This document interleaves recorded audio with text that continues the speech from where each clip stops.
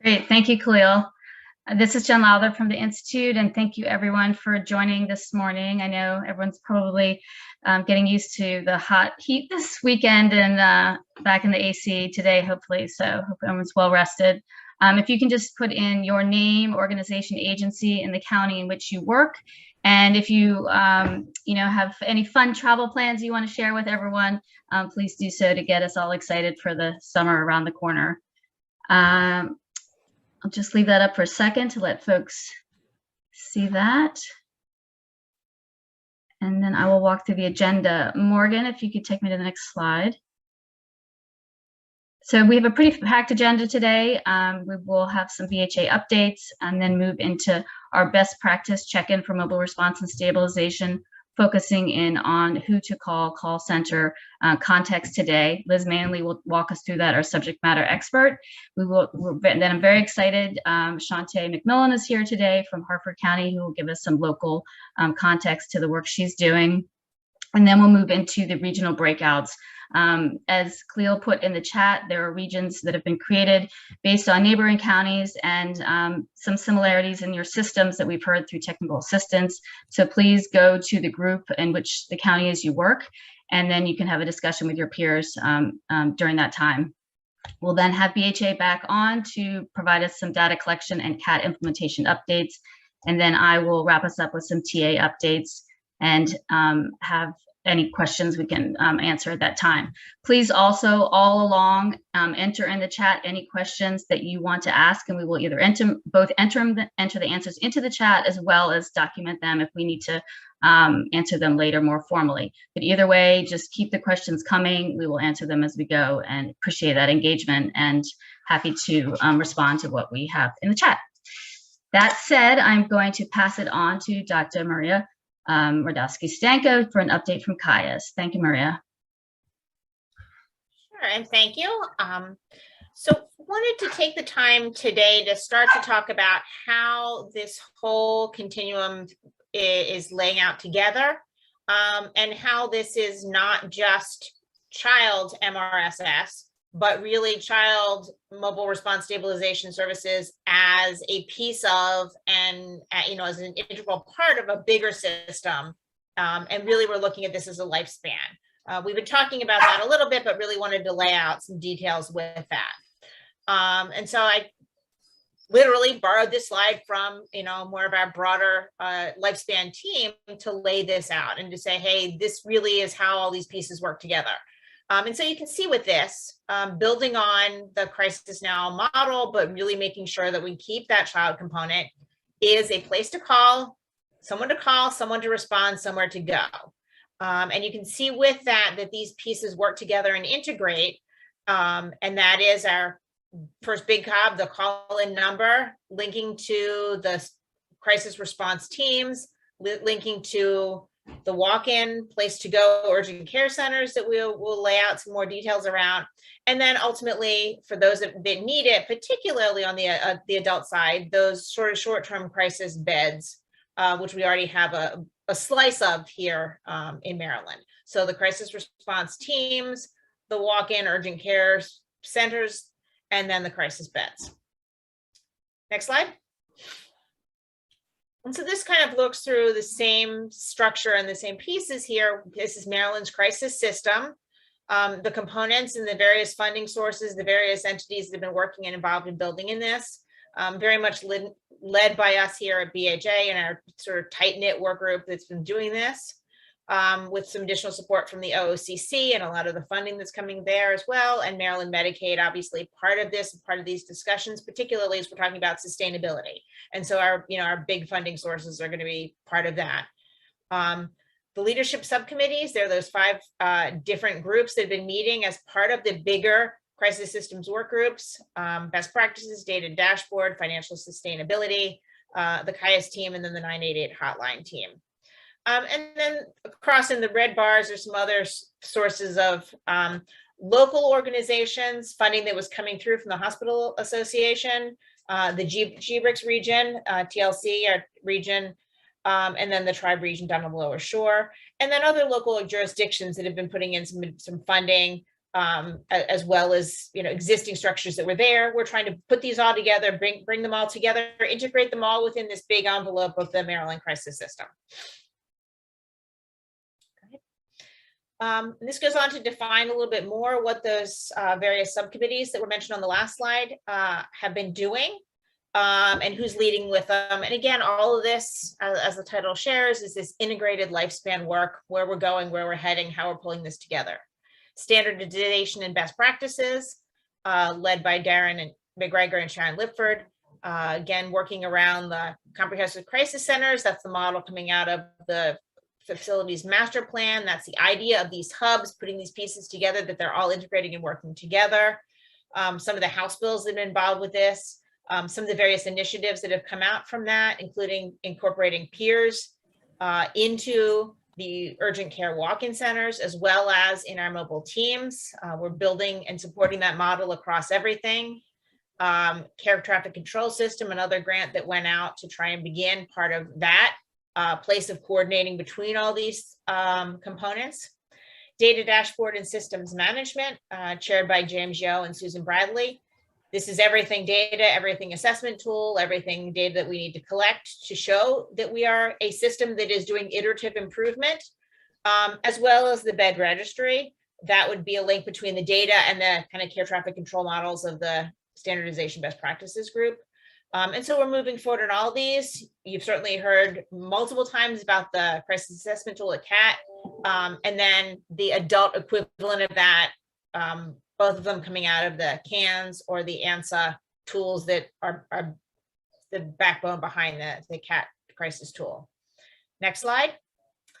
So the remaining three work groups, the financial sustainability group, chaired by Marion Castrellis and Connie Martin. Many of you are familiar. This is sort of obviously the BHA financial team. We got the technical assistance grant. And so we've been working closely with Medicaid around that, laying out what it is that's going to entail, how it is that we're going to get that 85% federal match that we've been talking about. Some additional grants that we have pushing out there as well. The goal of this, having a fully funded crisis system. How do we do that? How do we do that in a sustainable model? Obviously, that's also going to include bringing in commercial insurances and using, their funding and their contributions into this as well. So we need to have this a service that's reimbursable on both sides, Medicaid and the commercials. Obviously, the CAIS team, chaired by myself, we've been certainly behind this effort of MRSS, and I think we've kind of shared all this previously. And then finally, the 988 integration. Well, that's the train that's coming at us. And we need to know how it is that we're going to be having a centralized call-in number, how that gets laid out on the existing Maryland 211 Press One system that's there. And we have gotten 2 large grants to help support that process and how that gets rolled out, how that moves forward. Obviously, this is not going to happen. I don't even remember the date, the mid-June, mid-July date that this is due to start. But there's certainly a lot of back work being laid out, and how do we take the existing pieces and again integrate that into one, comprehensive system, some collective system, and then what are the fallbacks for whenever you call in a line. Not always is everything responded to immediately. You need to have that backup structure, and how those two pieces work together to provide both an immediate and then the backup for when the immediate becomes full. So that's working under Kathy Weber Franklin and Mary Vigioni, as well as some others in the state. And we've been, moving readily forward on that as well. Next slide. Liz. Good morning. So happy to join you today and talk about mobile response and stabilization as the customization really for children as we walk through, what SAMHSA has organized as someone to contact, someone to respond, and the federal government is thinking about, a place to go, somewhere to go. And when we think about that in the children's world, I just want to put some context around some of that. First of all, we're really working hard to keep children in their own homes, their own schools, and their communities. But additionally, we're really thinking that for children, there's also a system to connect to. I talk about that because this is some of the work that I've been working on for a long time. And for folks who don't know me, I'm Liz Manley. I work at the Institute, and happy to join you on this Monday morning. I wanted to just set some context and talk about some of this work that's been going on across the country really for quite a while. We started to do some work way back in 2016. At that time, I was the Assistant Commissioner in New Jersey's Children's System of Care. And we partnered with the Institute, with the states of Connecticut, and with folks from Wraparound Milwaukee to host peer-to-peer support, peer-to-peer learning opportunities in New Jersey. And these are all the communities that joined us. What I'm really also happy to say is that many of these states and communities are really moving on mobile response and stabilization, or that customization for children, including Maryland, but also states like Michigan, Ohio, Oklahoma has moved to some best practice work, as well as Nevada has moved to some best practice work that we can certainly talk about sometime in the future. So next slide, please. And part of the reason why mobile response and stabilization is so important is because systems can be really complicated for young people and for families to navigate, right? I imagine it's true in the adult world as well, but it's just really difficult to figure out, who do I call, when do I call, how does that work? And that becomes particularly complicated in the world of children, because the adults in a child's life might begin to see that young person begin to change behavior, maybe experiencing an elevated stress system. And yet we know that formal interventions can, when they're used at the wrong time, can be harmful, right? So we have to set the context of the right service, right time, right duration, as we think about providing the right services for young people and children. With this, we can see that it's really complicated. So next slide, please.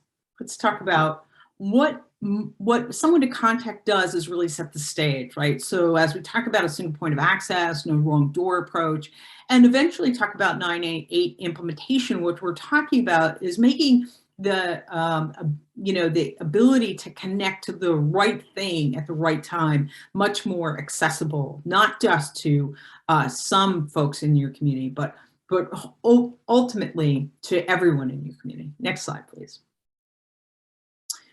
And let's just talk real quick about what mobile response and stabilization is, because it really is some clear context. In those peer-to-peer meetings where we brought all the folks together, and the work that we've been doing really since 2016 is to set what we think are the priorities when it comes to meeting the needs of children, youth, and young adults in a mobile response and stabilization world, right? And so what we're talking about is trying to get upstream. And when I talk about upstream, I just want to have some clarity to say that we want to be able to both manage upstream from the perspective that the parent, caregiver, people who know that young person, they're defining the crisis. This is incredibly important for us.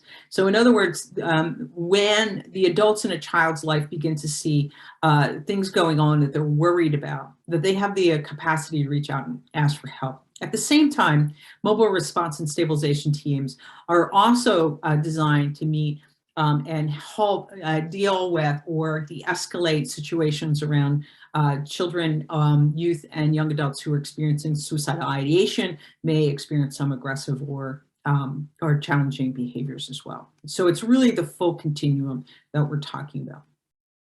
And what's also important in this conversation about mobile response and stabilization is that there are particular tools in the tool belt, which we'll talk about. So let's talk about 988 implementation real quick. And that means that we're really focusing on the technology pieces of 988, and the technology pieces include things like, how do the calls connect in the background? How do they actually get there? How do we limit the amount of times that folks who are calling in are going to ask for help? And how do we customize what the triage looks like for children, youth, and young adults? And why do we want to customize that? Because in the world of adults, adults know when and how to ask for help, or when they're calling, they've made a decision to ask for help.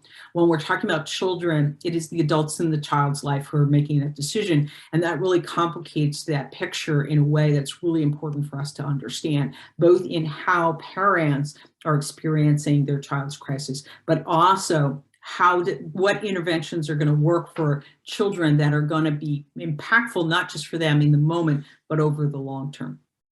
We want to do training for the workforce and make sure everybody's working together and speaking the same language. We want to make sure that that we're engaging all of our partners in a conversation about when and how to use 988 to ensure that folks know this. Now, in advance of 988, as we're working to roll out mobile response and stabilization, we want to make sure that people know when and how to ask for help. And that means what number they call and all kinds of other things, which we'll talk about in a second.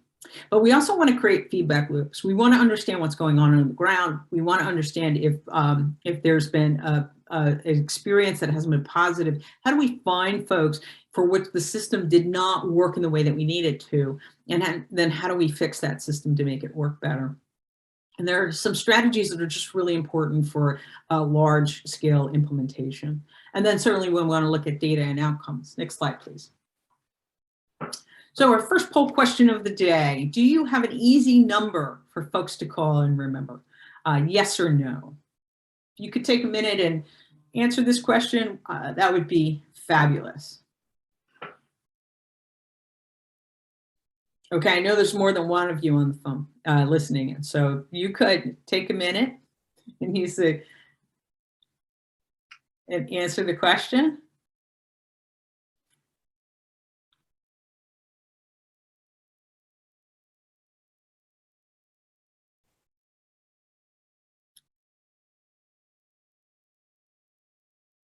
Can folks take a minute and just answer this poll question? Do you have an easy number to remember? Maybe we should put the other part of this question should be, do you have a number? If you could answer in the chat, that'd be fabulous. If you don't have a number or you're not quite sure, that would be great.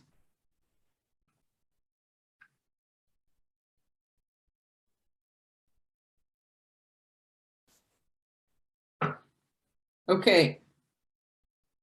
There we go. 49%. Excellent. Thank you guys for filling out the poll. I appreciate it. 49% say yes. 51% say no. So that's one of the reasons why we want to begin to think about how does that work and how do we actually help families understand what and when and how to contact, right? How do they reach out? So this will be part of our conversation in a sec. Next slide, please. Poll question number 2, is there a clear plan to connect with 988 after July 1st, 2022?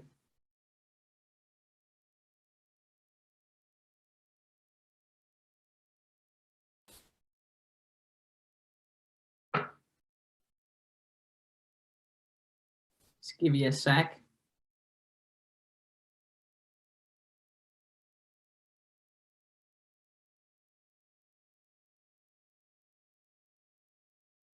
One more minute.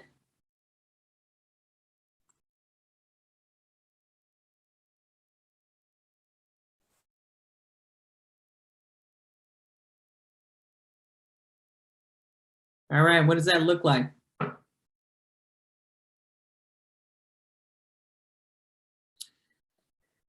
Okay, 31% say yes, 23% say no, and 46% say not sure, which sounds like a lot of what's going on across the country around 988 and 988 implementation. This is a challenging implementation because it's across the country, but at the same time, it really is an individualized implementation for each community. So it's going to take a while for us to get 988 in the forefront. So it's important to know, for all of you to know that it's happening. It's also important for all of you to know that there are efforts underway to move things around 988, both in the state of Maryland and in your own communities at some point. But implementation will be slow, it'll be persistent, and at some point 988 will be where we're at. One other comment about it, 988, if it mirrors the implementation on 911, it took quite a long time. I think at 8 to 10 years before 911 became the number that most people call. So it's going to take a little while for us to get there, but just know it's happening and it's going to be an important part in someone to contact. Next slide. So when we talk about someone to contact, well, we're talking about a call center that operates 24/7, right? 24 hours a day, 7 days a week, 365 days, where calls are answered. There's a specific triage that's used and ability to get people assistance. Now, in the Crisis Now model, 80% of those calls are answered and de-escalation happens over the phone. In the world of children, the goal for mobile response and stabilization is really at some point 100% face-to-face. And there is a real reason for that.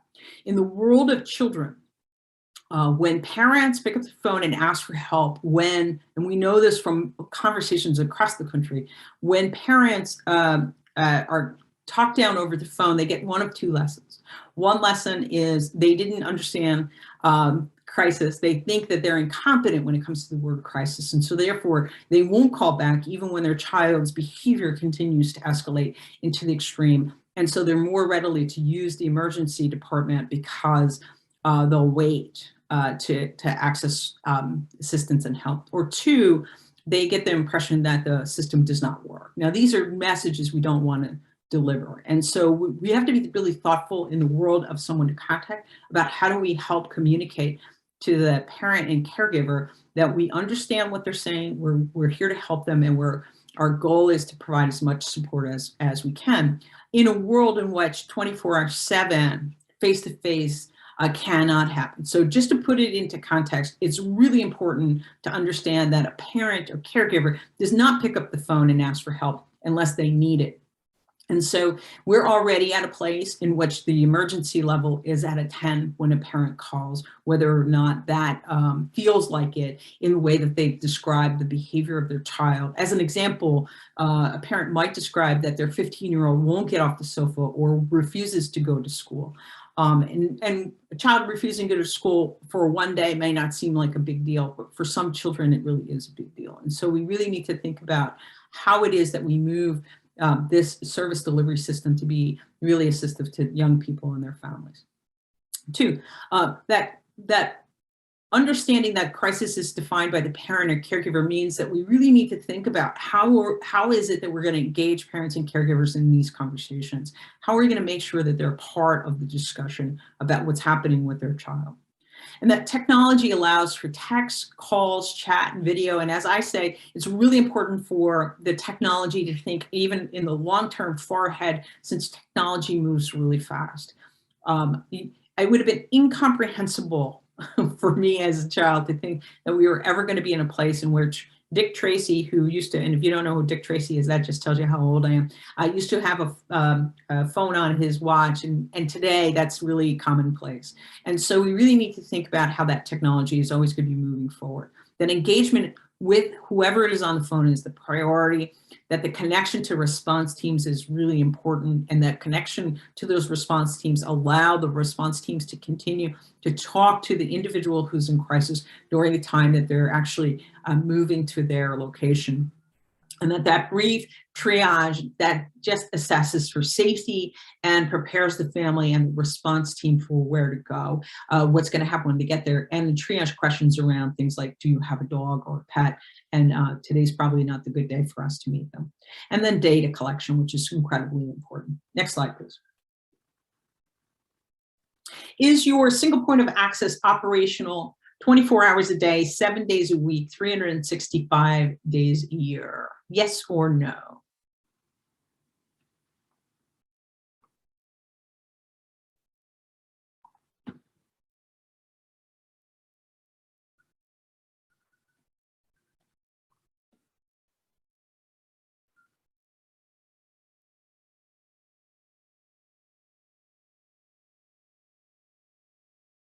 Okay, let's do the reveal.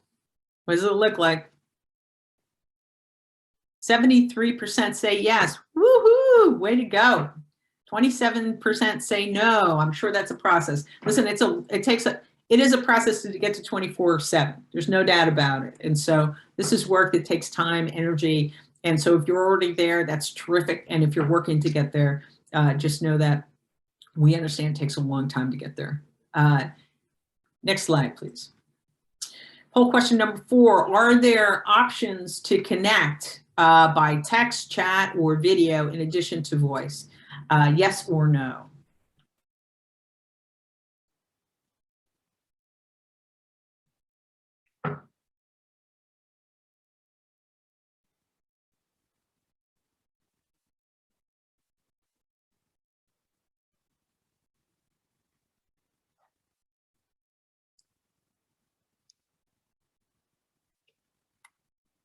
Okay, let's have the reveal. Okay, 45% say yes. Wow, that's amazing. And 55% say no. Isn't this complicated work as well? Text, chat, and video are really complicated. Next slide, please. Triage. This triage process is really important for us to set some context around, really think about what triage really means in the world of mobile response and stabilization.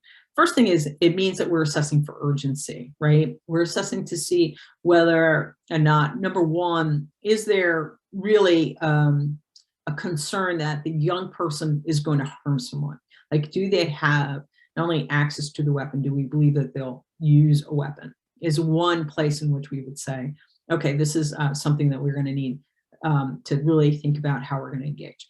But for young people, as an example, who are experiencing suicidal ideation, we would really want teams to be out there and be face-to-face. We would not want young people to end up in emergency departments if it's not necessary when they're experiencing suicidal ideation.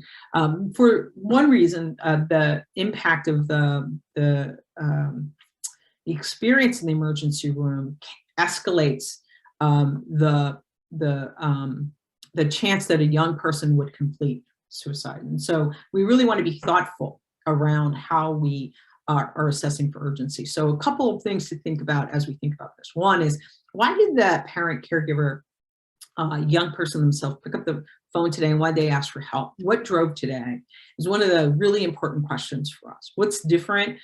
Is this new? Is new behavior they're seeing? Is this behavior that they've seen over time? Is this new feelings, new thoughts? Why today? And then we want to gather some information about what the home looks like. Do they want us to meet at the home? Do they want to meet someplace else? Is there a way to bridge to school, as an example, or they want to meet at a local Dunkin' Donuts? And we want to assess for safety. And I started with that idea of safety for a pet, like dogs in particular can be protective of their owners. And it's really important to recognize that when young people are experiencing some shifts and changing, so their parents experience that, right? They're watching as their child is struggling. They may be struggling too.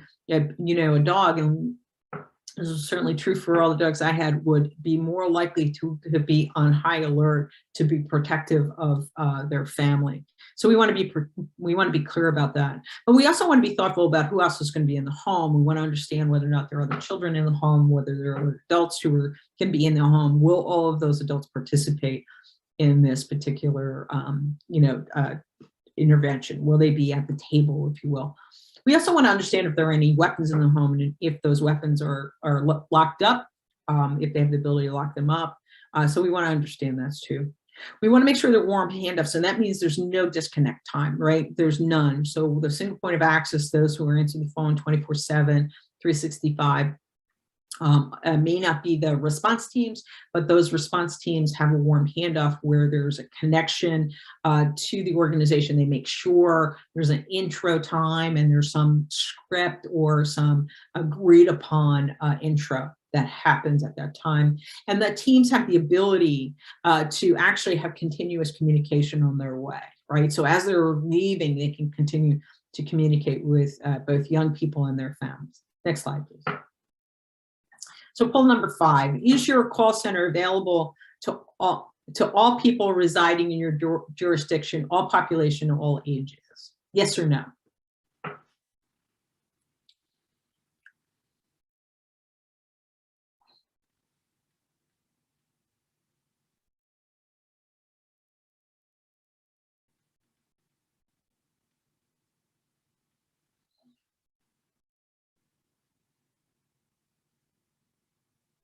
Okay, let's see. What do people have to say? Yes. Woohoo! 94% say yes. That's really amazing. That's really amazing. All right, next slide. Poll number 6, do you triage to send a mobile team? And by triage in this particular poll question, it means two things. It really means, are you triaging young people out or do you go? Does the triage say, okay, you need help, we're coming? Yes or no?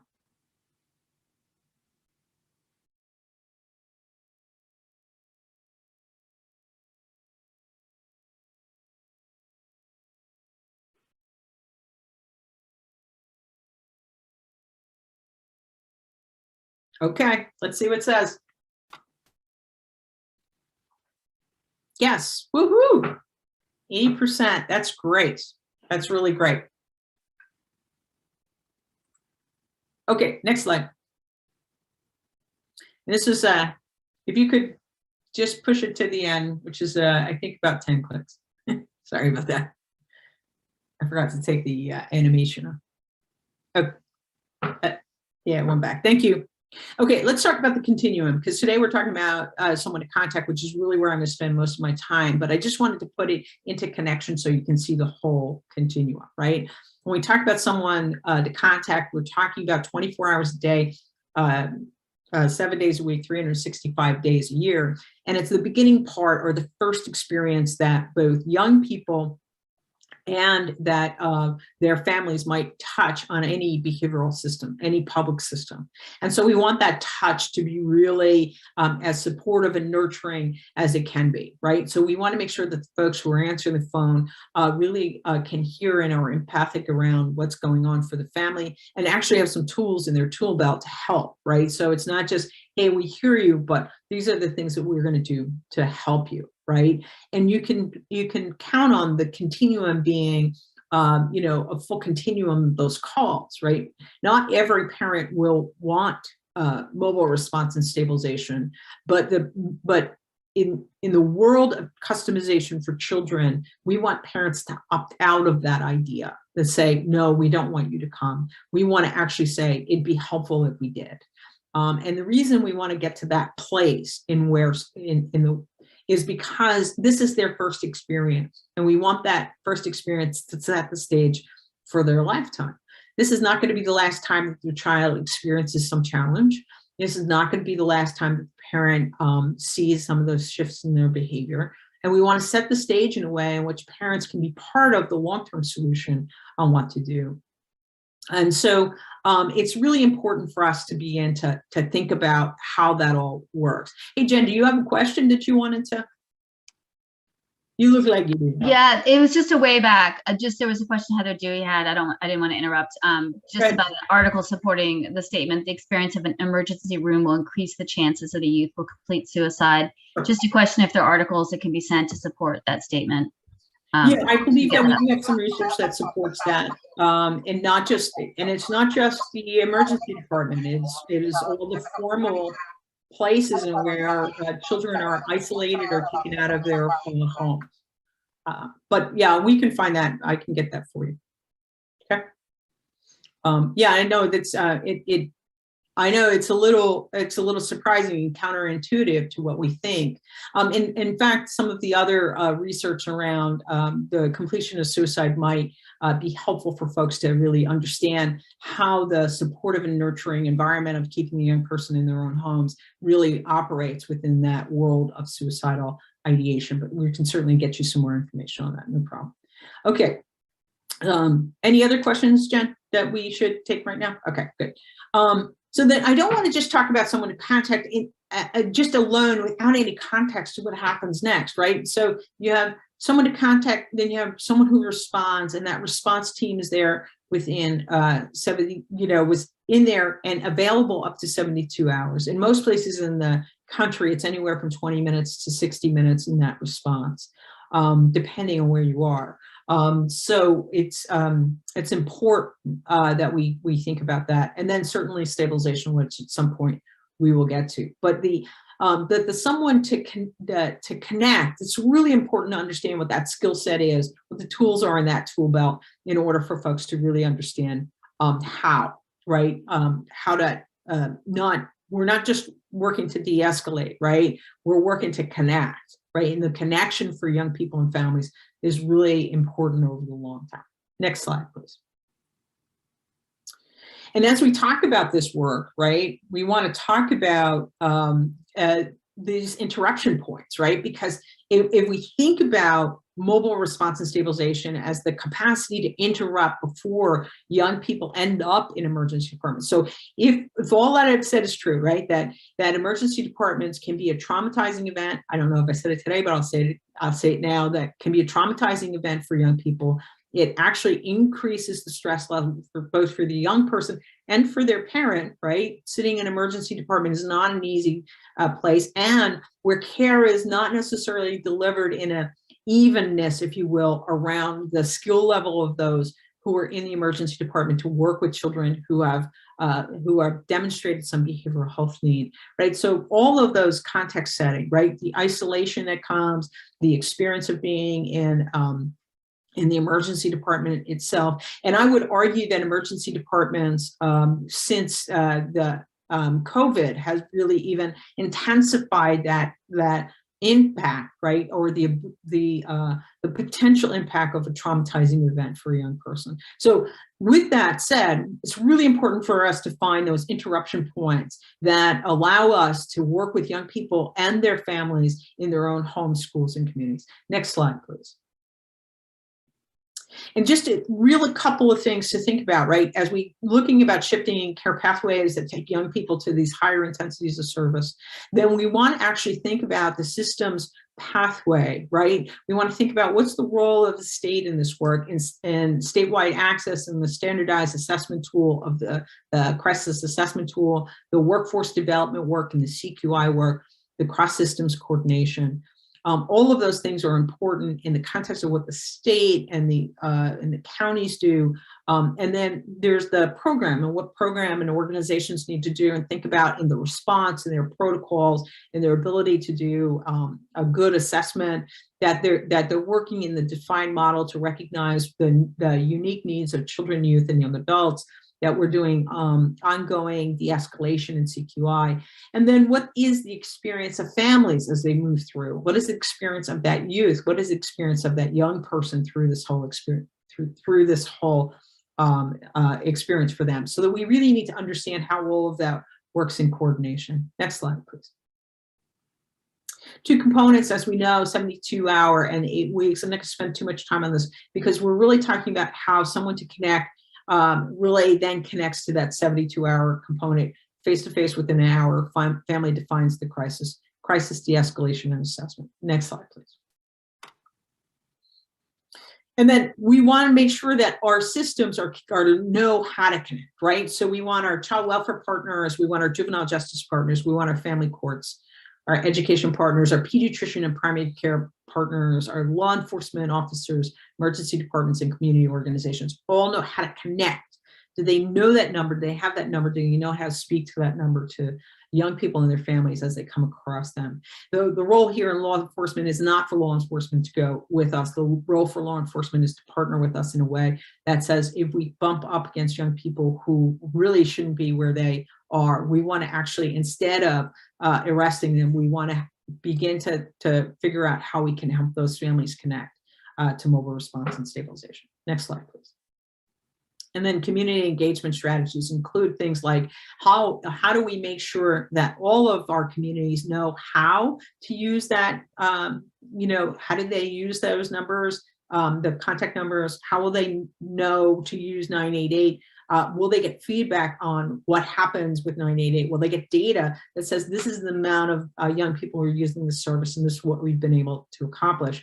And then those community connections, not just in the data sharing or communication around it, but how do they help us go into making sure that we can find young people who are experiencing those challenges and deliver services in a way that are meaningful for both young people and their families? Next slide, please. And that goals of mobile are to support and maintain youth in their current living situation. In other words, we really don't want young people to leave their homes. And in fully operational mobile response and stabilization, this is true anywhere from 85 to 99 or 98% of the time, depending on state and community and where they are in their own implementation, right? Where they are in that. The states that are fully implemented have been for a long time. They're at 98% of those young people staying in their own homes. And then they engage youth and families by providing trauma-informed care. They promote and support safe behavior in their home, schools, and communities.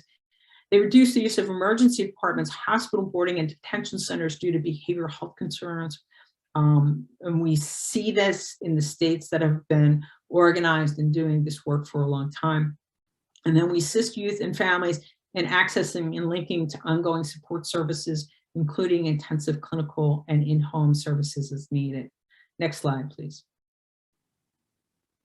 So I get to hand this over to Shantae McMillan from, Jen, was there a question? I just want to make a comment to a comment that was in the chat. In terms of the polls, we know that some folks don't have services in their jurisdiction, so they answered no, or in some cases answered yes, we plan to do that. So just, you know, we'll keep that in mind as we do polls in the future and take that into account. So thank you for those comments.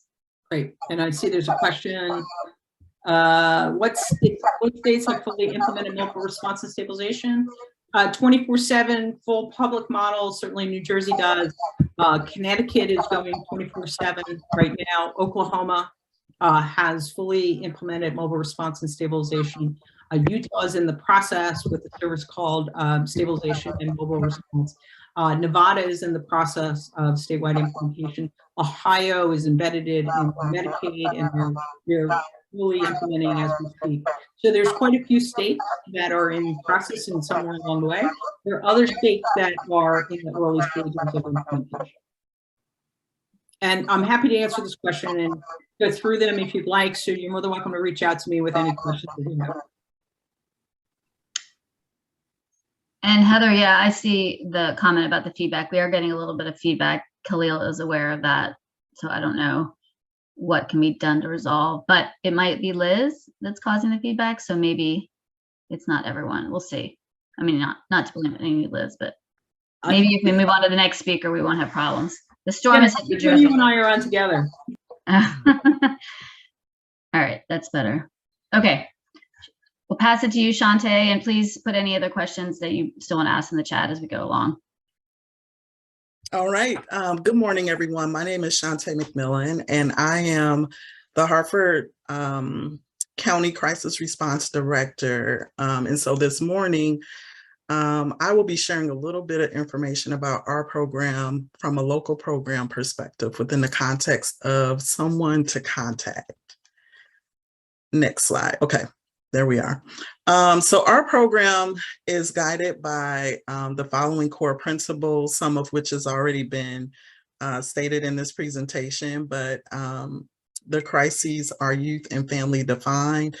So we do work from a perspective that the youth and their families are best able to identify when and why they need help, and availability of help is not limited to a particular set of identified problems. So if a family calls in and they want services, we serve them. Immediacy of care, youth and families have access to same-day care, including face-to-face services. So we have the ability to either provide services via phone or to dispatch out to their home or wherever they may be located. We utilize the least invasive intervention, so services will occur in homes and communities with the goal to divert from higher levels of care whenever it is safe to do so.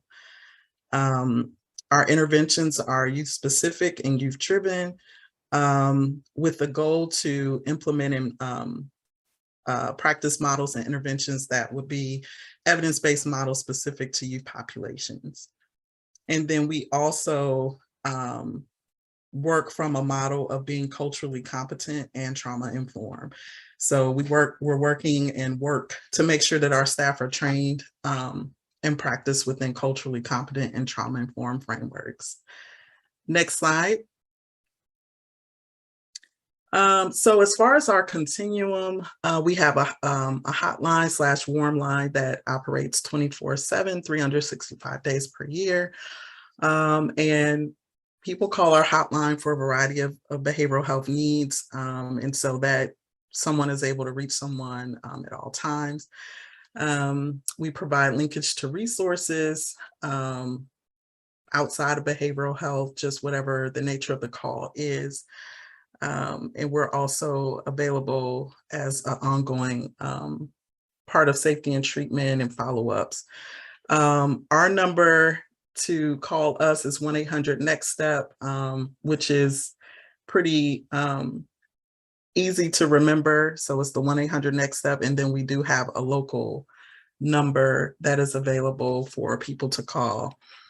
And then on the community side, community response side, we do have a mobile crisis team.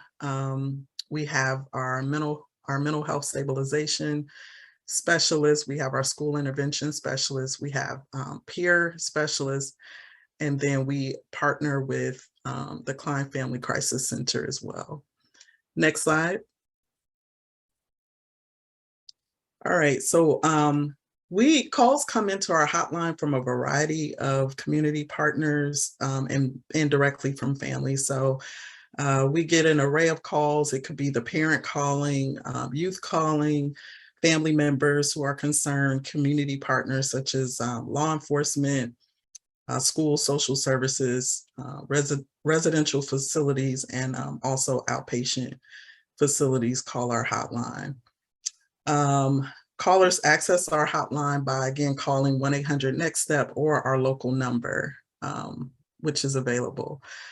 And some of the ways we bring community awareness to our hotline is that through partner advertisement. So it's on our website, it's on all of our information that we send out, as well as from the Klein Family Crisis Center. That 1-800 is heavily marketed. When we do our community outreach and presentations, we make sure that our number is visible on all the materials that we hand out, also at local resource fairs and through word of mouth, facilitated through youth and families we serve. So, families definitely, after having an encounter, may, pass that information along to others that need that support. Next slide. All right. So our staffing model, we have phone counselors in our in-office call center from 7 a.m. to 11 p.m. 7 days a week. We have 2 to 3 phone counselors per shift, depending on the call volume. And then we move it to an overnight on-call phone counselor coverage model, overnight from 11 p.m. to 7 a.m. So our phones are covered 24/7.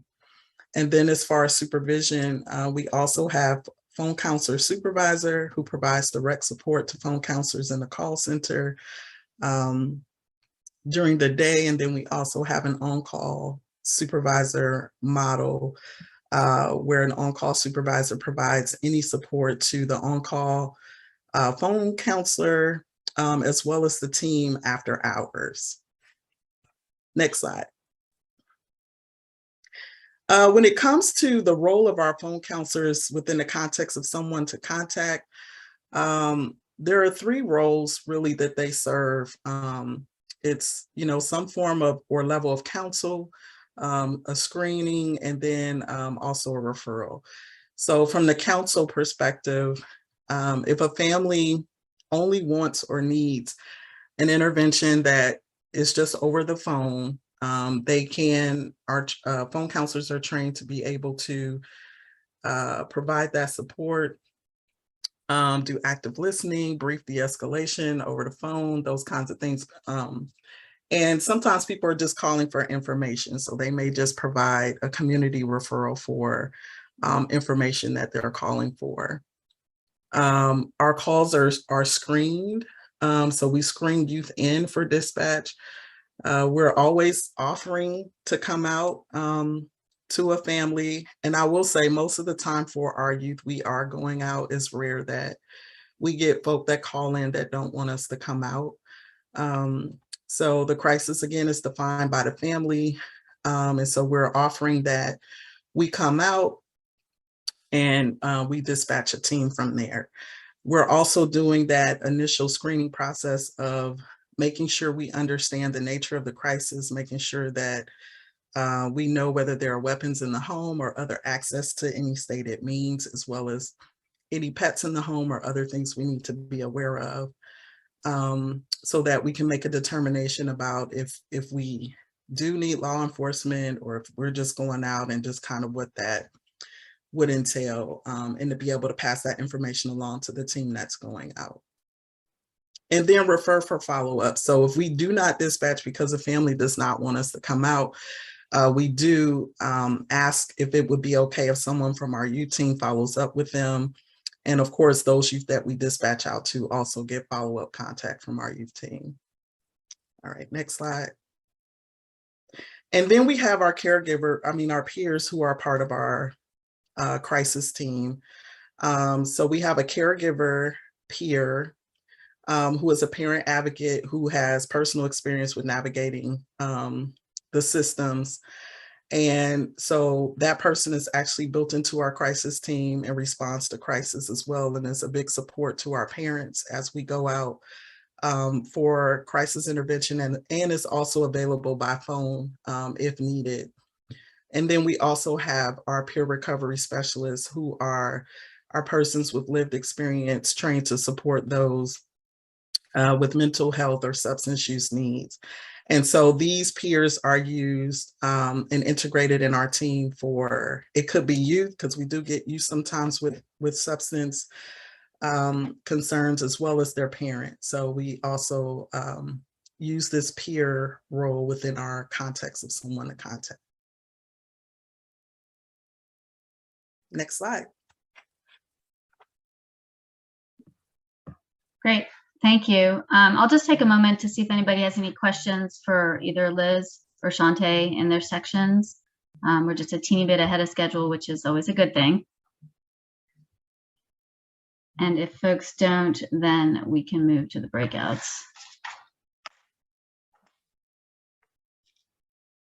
Okay. All right. Oh. Heather has a question. She's asking how, Heather Dewey from Baltimore County is asking how your system is funded in Harford County. Shantae, do you want to take that question? Yes, we have a mixture of grant funds, and also in partnership with the Klein Family Center, the hospital system as well.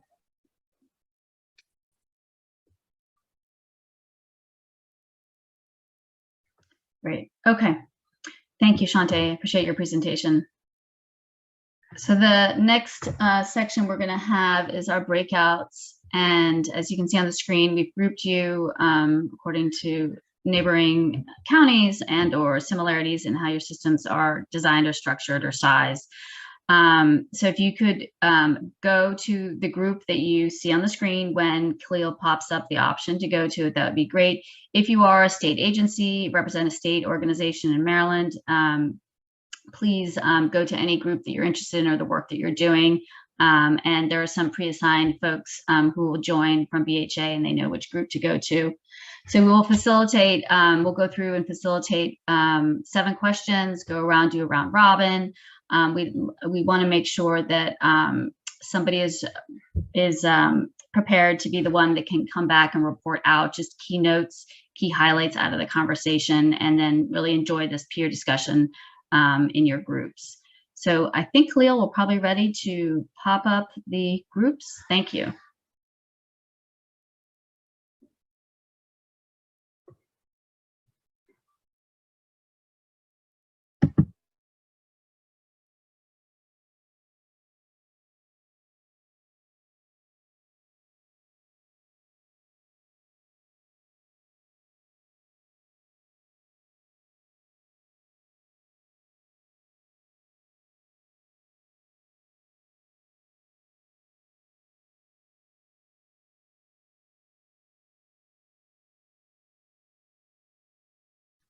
come here.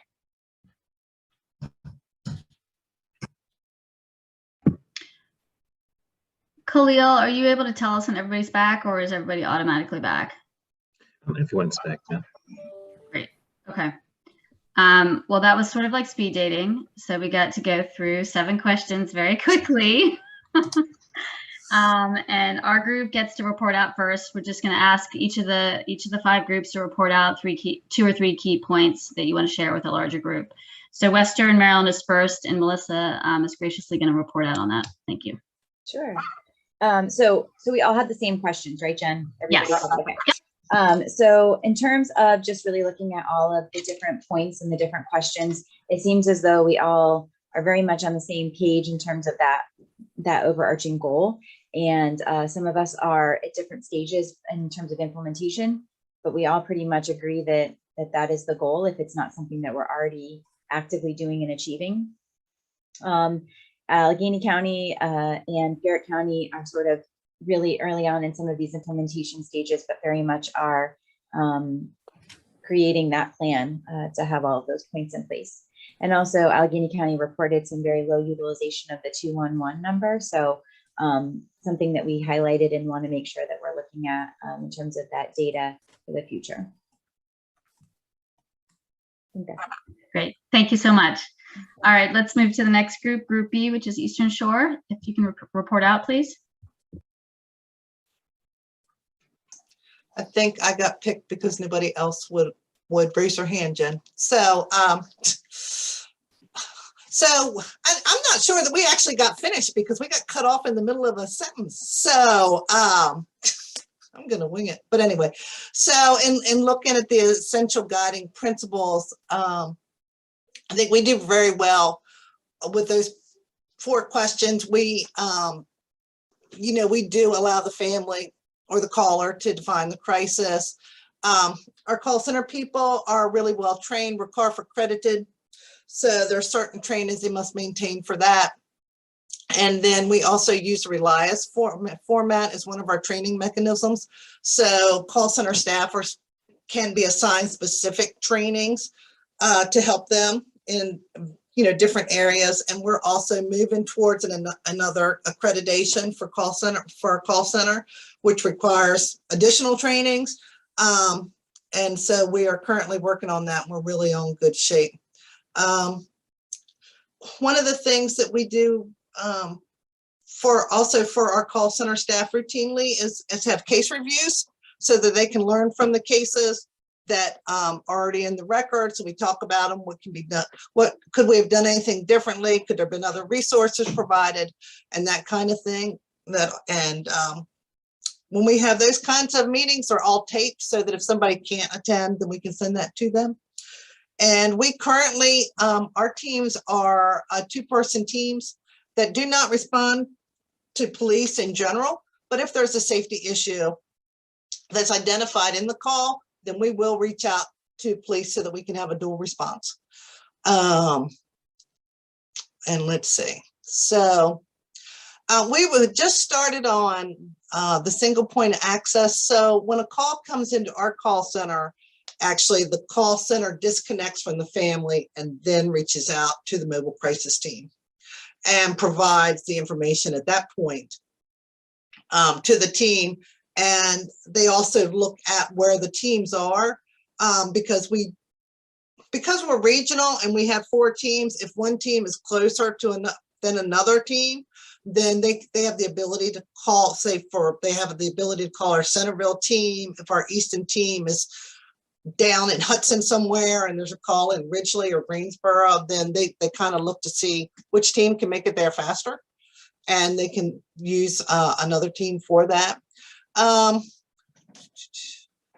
teams dispatch for all calls and youth regardless. So again, the family or the caller calls into the call center. We've always allowed them to define the crisis and they are offered a dispatch. And if they want to dispatch, we will certainly go. And that's always been our model. So our call center staff do have a series of questions they ask. Of course, we're a part of the Lifeline, the National Suicide Prevention Hotline and Lifeline. So there are certain questions that we ask, and we do ask about pets, weapons.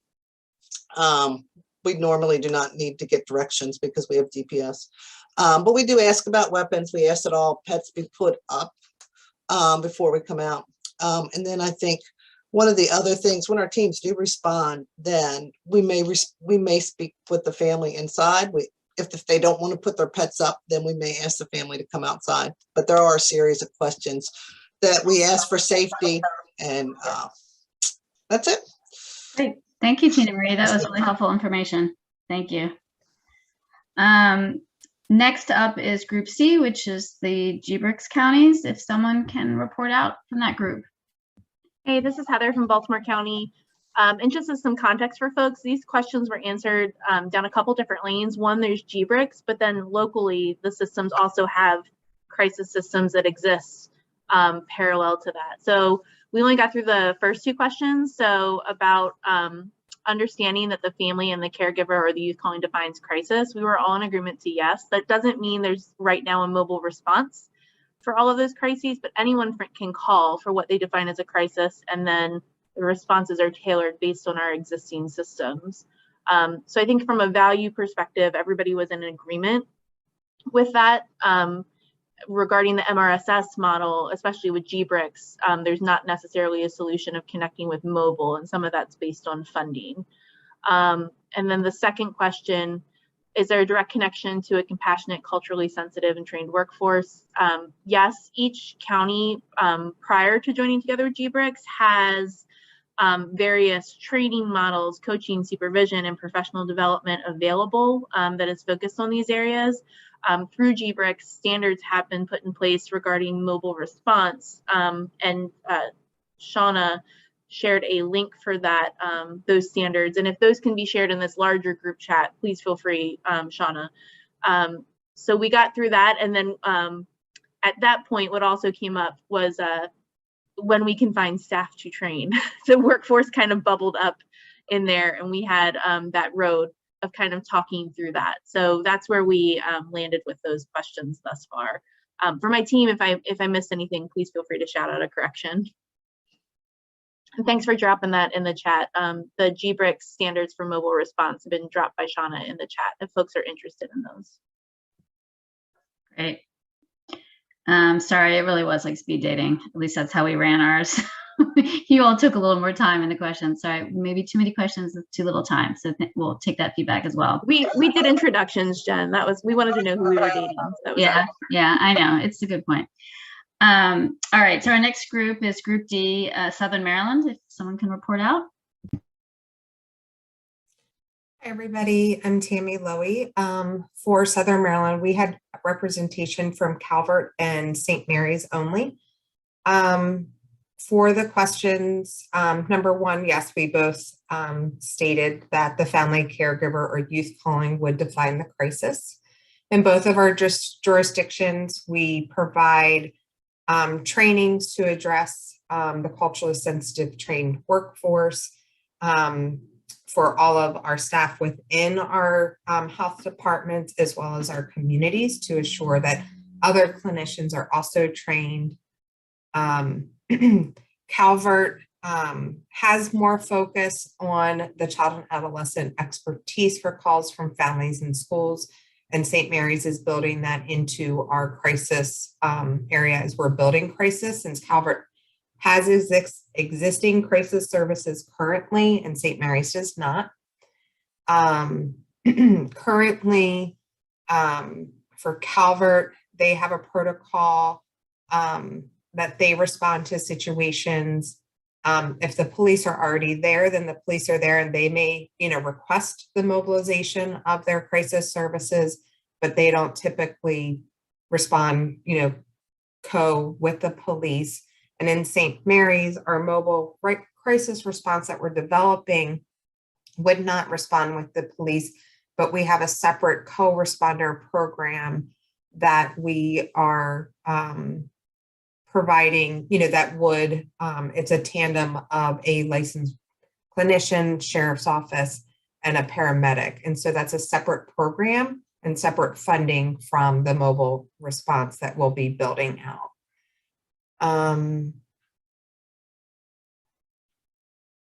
Yes, both of us would have a warm handoff and triage through that process.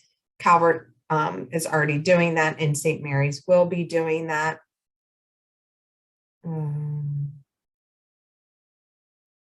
And that will, number two, both of our jurisdictions would be doing that as well.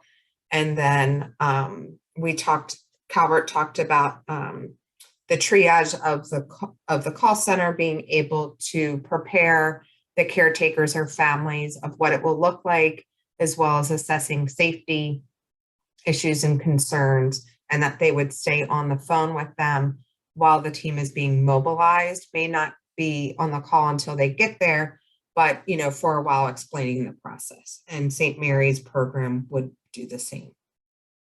I think I touched base on all of them. Great, thank you, Tammy. Next group is Group E, which is Anne Arundel, Hartford, Montgomery, and Prince George's. Awesome. Good morning, everyone. I'm going to go ahead and share for the group. We had great conversation. Did make it to question 2. So for the first one, collectively, we all agreed that the youth and the family can define the crisis. However, we all kind of delved into the referral process and what that looks like, whether it's coming from the crisis center itself, or if it's coming from the external referrals, such as with the MHSS role, specifically Anne Arundel mentioned. We also had Montgomery mentioning the stabilization program that they have and how they actually get the referral from the crisis center. So that was a conversation. And then that also led us into question 2, which is really where we took off about the staff and training aspect of the process. And some of the things that came up was finding clinical ways to have the crisis response, and also having non-licensed providers coming out for initial crises, and how supervision can, help facilitate more of that response, so that there are more teams out. Access versus outcomes was also mentioned. Telehealth was also mentioned from Anne Arundel. They currently have some telehealth services for MRSS, and it was a big discussion on the current needs versus what can be provided within the current systems. Also talking about some of the other barriers was a conversation. So that was, for example, rural areas was mentioned for, I believe, Anne Arundel, don't quote me, I'm sorry. So the conversation was really helpful in just kind of exploring what's currently going on with the staff training, and just kind of where everyone is at. And anyone, please feel free to jump in if I've missed anything. Great, thank you so much. Does anyone have any other last minute breakout comments they want to share? We just have an extra minute or two. If anything bubbled up they want to share. No? Okay. Well, thank you so much. That was really helpful information, and our groups did take notes, so we will have those to document as well. So thanks for everybody's participation. We to the next. Yep, Jay, you are up. Thank you. Good morning, everyone. I am going to talk to you a little bit about the crisis data collection and performance improvement components that we're putting together. Some of you who have been involved in other meetings, this is going to look pretty similar. I'm going to go through it pretty quickly. As was mentioned in a number of the presentations, data is going to be a key element to developing our statewide crisis response system. Data is really going to allow us to understand what's working, what's not, how the system is operating, and to guide any changes we might want to make with the system. So in thinking about the data system, we are looking at implementing a uniform set of crisis system performance indicators and data elements, which we'll talk a little bit about in terms of where we are with that process. We're really focused on whether the system is making a difference for youth and families and adults, looking at the entire lifespan. So are we leaving folks better off than they were when they entered the crisis system? To really look at the data and be able to analyze it, looking at moving toward a individual level data collection system, because it's really the only way we can dig into this data and really understand how the system's operating, although it is more complicated to put together. As part of this system, as many of you have heard about, we are developing standard crisis assessment tools and are using the CAT tool, which we'll talk about in a few minutes. As output of this crisis system, we'll be developing standard reports, dashboard tools that then can be shared at all levels.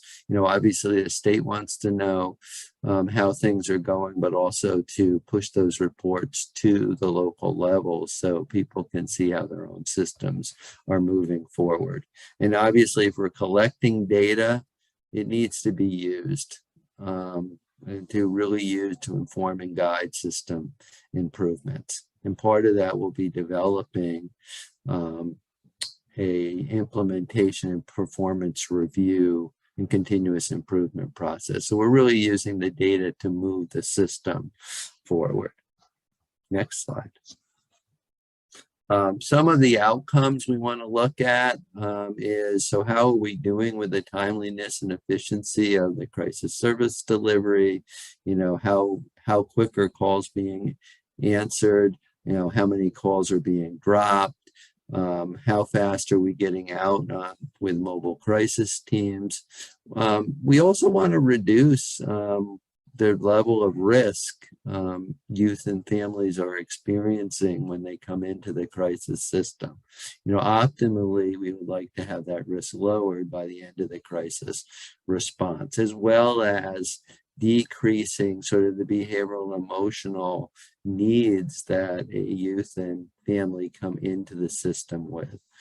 At a system level, as was discussed in other presentations, we really want to avoid, to the extent possible, the use of emergency departments in dealing with behavioral health crises, as well as admissions to more restrictive levels of care, psychiatric inpatient, residential, and detention center, because none of those are very good places to resolve crises, although in some instances they may be needed for a specific group of youth. And as we talked about in our breakout sessions, one of the key outcomes is really to increase the number of youth who are referred and successfully linked to community-based stabilization services. We really want that warm handoff to happen and that youth are really linked up with those services that they need. And we want our youth and families to be satisfied with the crisis response that they've received. Next. I'm not going to go into these. I talked about we have been developing a set of crisis indicators in 3 crisis component areas, call center services, mobile crisis, and crisis stabilization. And at this point, people can take a look at what those look like, and I'll talk about the time frames for moving forward and what we have done so far in a moment. I think we can move to the next slide. All right, our time frame for the data collection. Last month, we really were able to define and finalize the core crisis indicators. There may be some additional changes and definitional adjustments that are needed as we work through it, but for the most part, the key indicators are defined. The core data elements and metrics have been reviewed and approved by BHA leadership. Oh, I see a typo.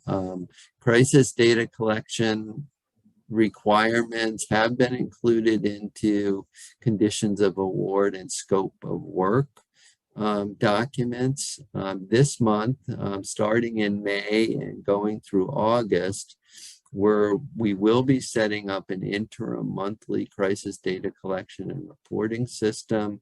That will be a more aggregate system while we're building the more robust individual level system.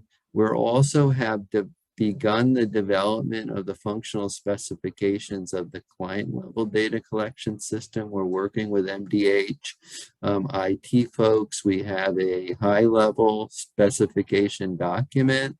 We'll be using that to really look at, is this a system design, or do we use a system that has already been, already out there, like behavioral health links. It's more likely it will be adoption of a system that already has many of the components we want in the system. In the fall, we're looking at really finalizing the data system specifications and design, and really beginning the build of the statewide crisis data collection system. Again, that's going to depend on our IT help and, the timing with contracts and other issues if we're going to use an existing system. We're looking for January and February of 2023 to be ready to train crisis providers and stakeholders on the use of the new data and reporting system and begin implementation of the system at that time. And spring and summer of 23, we'll really be moving towards, so how do we use this system and how do we use it to sort of continuously learn and build a quality improvement process around it. So that's sort of what we're looking at for the time frame. Next slide. The crisis assessment tool that you've all heard about, you can go to the next slide. As you know, the CAT is an information integration tool. It's really used to pull together and identify the needs and strengths of children and youth and their family, really as a communication tool that allows you to bring together the information that you've already collected through an assessment process. This is not an interview to be done with children and family. It's really a tool that is rated after you pull this information together and allows you to create a shared vision within your system. Next slide. There are a number of uses for the CAT tool. One of its key uses, as we've talked about before, is to enhance communication with individuals, families, and the broader system of care. It allows a consistent language and understanding of what the youth and families' needs and strengths are to really move forward in developing your crisis plans, as well as, appropriate referrals. It can be used, it is used as a clinical decision support tool to inform the development of individualized crisis plans and to guide decisions and the appropriate level of intensity of services and supports that may be needed for that youth and family.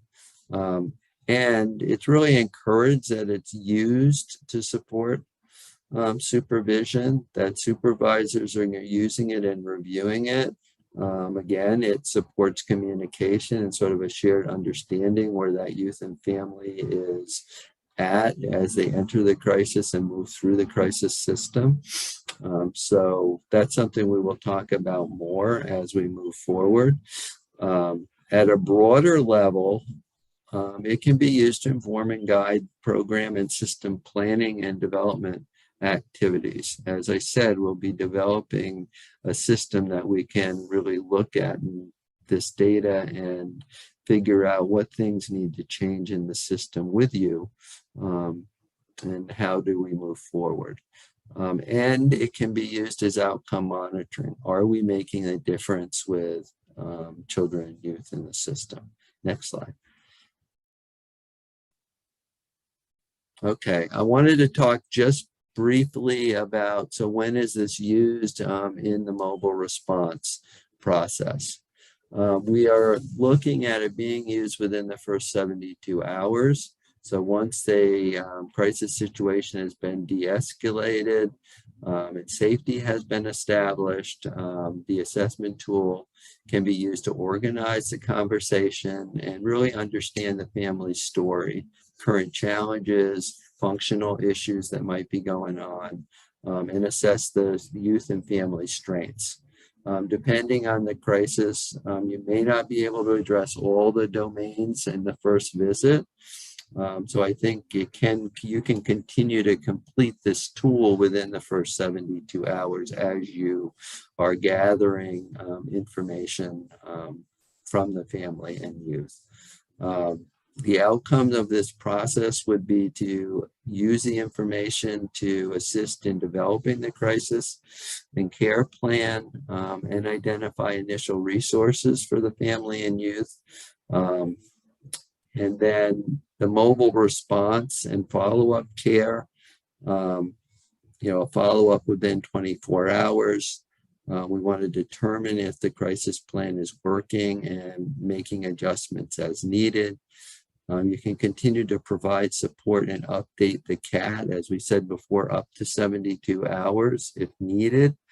And then we're looking at, as the stabilization component kicks in here, to use the CAT to understand the family's story, to continue to understand the family's story, the current challenges and functioning of the youth to assess family strengths. You will then you can complete or update the CAT whenever there is a new need, a significant new need identified that will impact the crisis and care planning. And we really look, one of the key places is to complete a transitional CAT prior to the end of the stabilization period. So you have one at the beginning and you have one at the end of your stabilization period. And that way we can see how things have changed during that period of time. Next slide. And the CAT rollout, we have, the Institute has done a couple of trainings so far. The training on the child CAT was launched in March 2022 for the early adopter counties, which was Hartford and the Mid-Coast. Institute trainers in May trained another cohort of early adopters who are now going through the process to become certified. In June, I want to let everyone know that the Parade Foundation, in collaboration with BHA, will host a stakeholder information session with John Lyons. There's a sign up in the slide that's coming up. For people to sign up, I would highly encourage you to do that. John will talk about the use of the CAT and how it supports the crisis service delivery. And we'll be available to answer questions that you might have. We will be working with the Parade Foundation over the next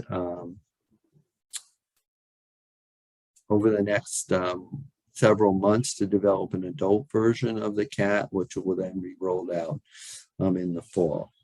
The plan will be that the state will transition all crisis response systems and providers to implement the CAT for youth ages 5 to 18 to streamline assessments, data collection, and outcomes.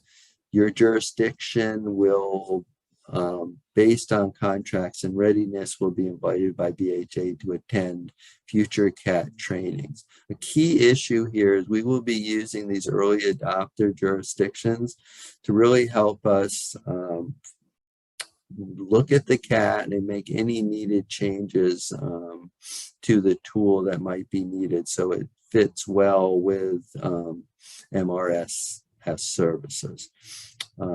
BHA and the Institute will be tracking completion of the training and certifications of the crisis workforce. And as we said, the second CAT tool for adults over 18 will be developed, is in the process of being developed now. Next slide. Okay, we had a series of questions that I want to address here. One is the CAT tool used up to age 21.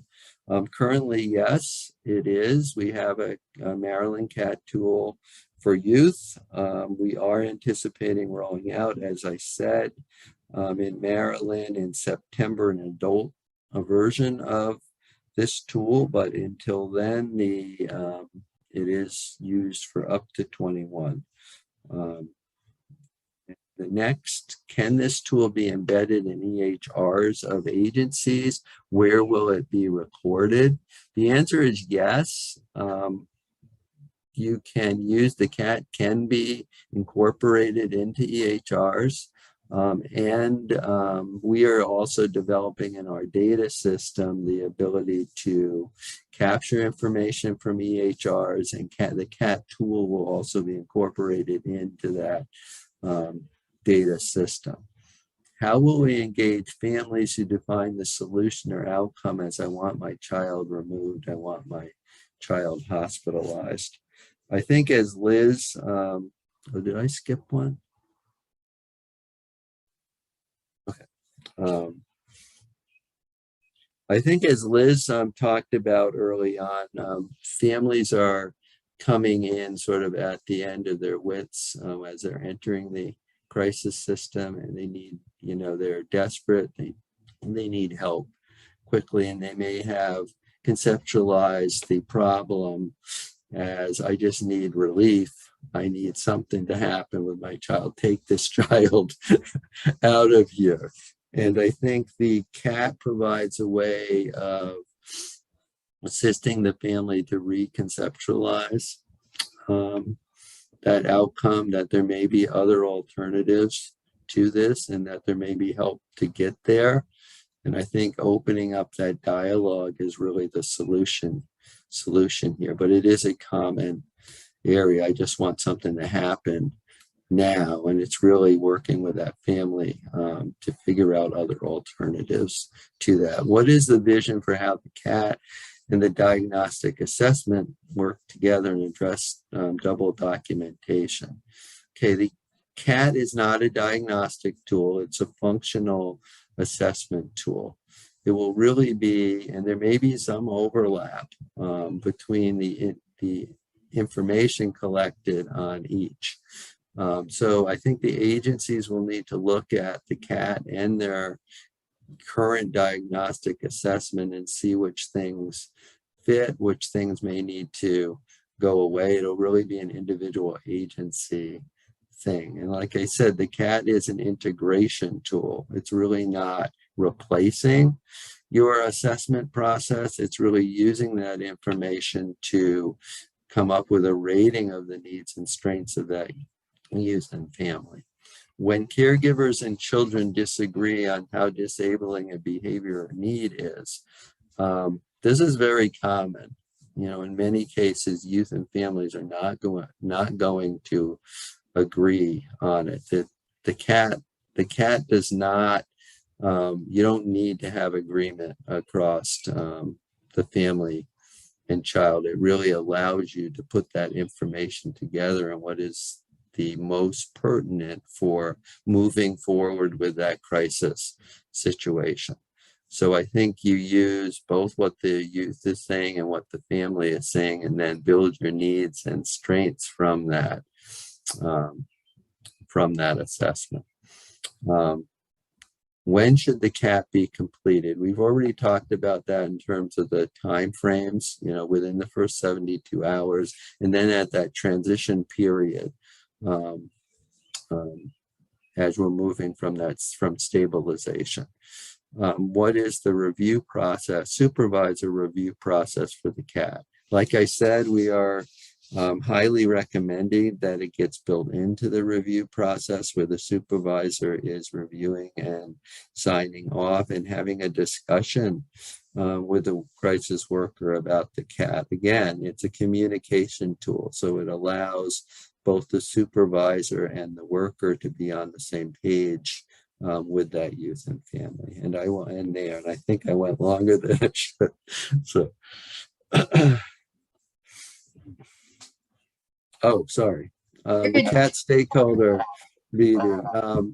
Like I said, we are hosting a CAT meeting with John Lyons and the Parade Foundation. It will be on Friday, June 17th. You can use the link here to register for that training. We highly invite you to come to that training. So the actual training is the 21st, but sign up by the 17th. Oh, sorry. No, that's okay. You're good. So please register and you can be a part of that.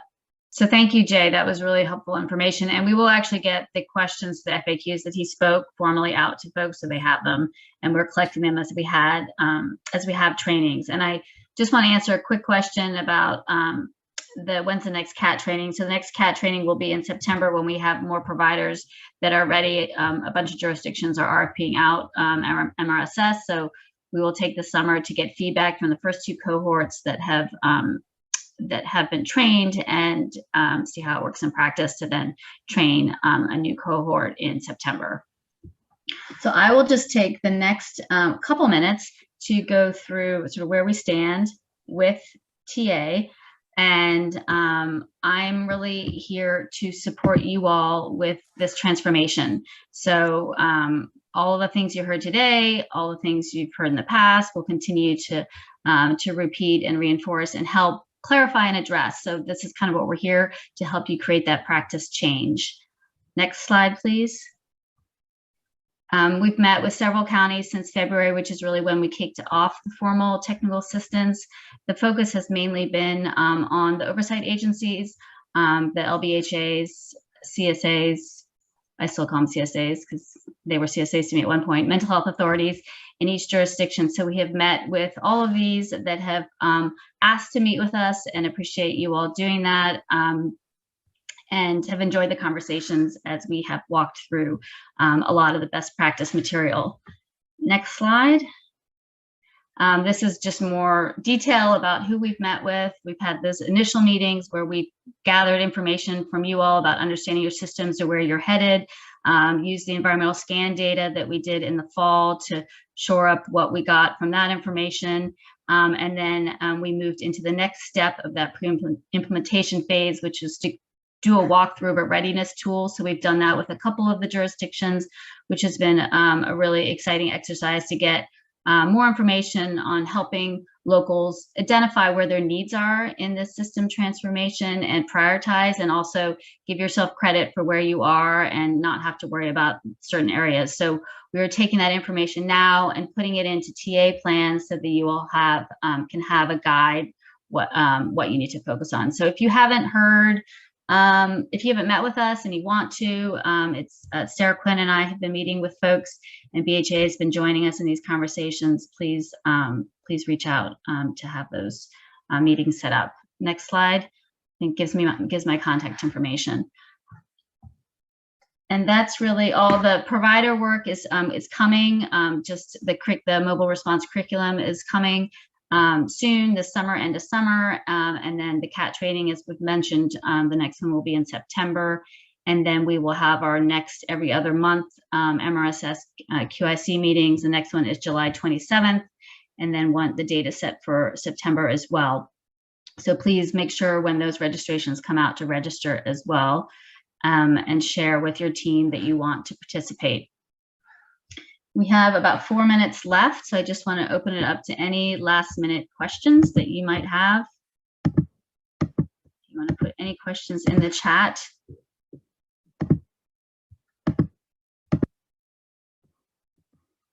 Did I miss any questions that popped through? Just scrolling through.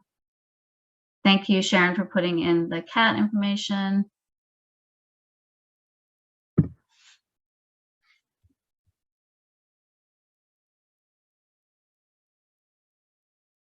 And absolutely, yes, you can get the slides today as well as the recordings from the past ones as well. So that will be sent out for all three of them. We'll get that to you all.